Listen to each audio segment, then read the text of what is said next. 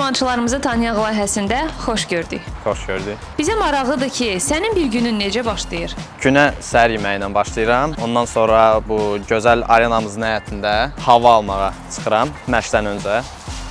Biraz hava aldıqdan sonra isə artıq məşqə keçirəm. Ümumiyyətlə səhər yeməyi çox vacibdir. Mən də özümü həm güclü, həm yüngül hiss elətdirəcək yeməklər yeyirəm. Bal bu mövzuda mənə çox kömək olur. Bəs sənin idman karyeran nə vaxt və necə başlayıb?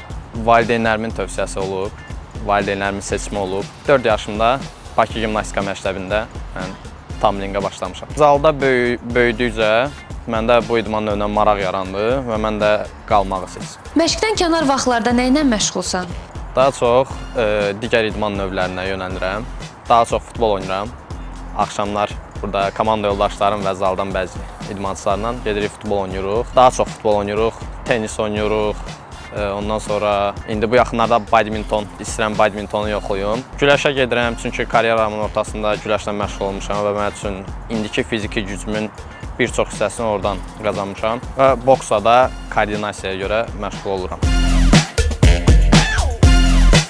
Bəs idmandakı əsas hədəfin nədir? Hədəfim mümkün olan bütün qızıl medalları qazanmaqdır və bunun üçün heç bir məşqi aksatmıram və hal-hazırda da məşqə gedirəm. Gəlin gedək.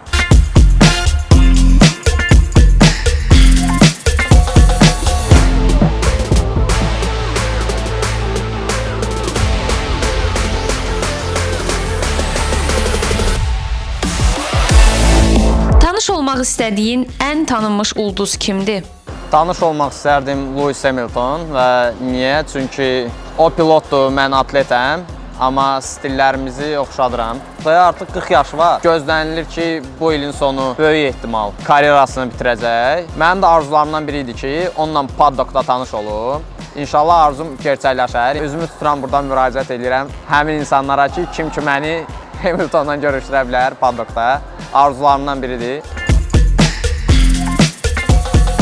Son dövrlərdə ən çox hansı mahnılara qulaq asırsan?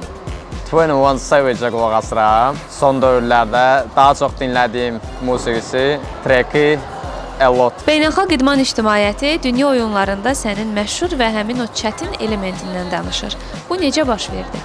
Demək, mən bu hərəkəti, bu elementi yarışdan hardasa 3 ay qabaq yuxumda görürəm. Biz həmin vaxtda təlim məşq toplanışındaydıq Milli Gimnastika arenasında. Bizdə çətinlik vərəqəsində bütün mümkün, onların yəni çətinlik vərəqəsini tərtib edən şəxslər nəyi ki, mümkün biliblər tamling idman növündə, hər şey ora yazıblar. Bu günə qədər olmuş və bugündən sonra ola biləcək, icra edilə biləcək hərəkətləri. Amma orada yox idi 3 vint, 3 salta. Mən isə yuxumda görmüşdüm. Birinci cəhdim uğursuz oldu, yıxıldım. Amma ikinci cəhdə ayaq üstə durdum. Qismət elə gətirdi ki, dünya oyunlarında yoxlamağa qərar aldıq. Çünki həm çətinlik balını bizə texnik komitədən yüksək olacağını bildirdilər, həm də tarix yazmaq üçün məncə yetərli səbəblərdir ki, eləməyə. Mən də elədim və alındım.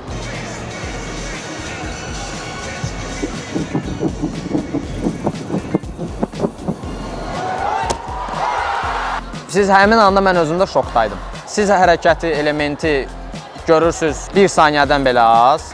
Mən onu göydə elə hiss eləməm. 1 saniyəyə qutardı, belə şey yoxdur. İkinci vinti qutarandan sonra mən bir anlıq hiss elədim ki, yıxılacağam. Ona görə özümü maksimum sıxıb 3-cü vinti fırlatdım və nəticədə ayaq üstə durdum. Ona görə şokdaydım. Birinci göz-gözə gəldiyim insan da Adil müəllim oldu, baş məşqçimiz. Səncə insanı istəklərinə çatdıran nədir?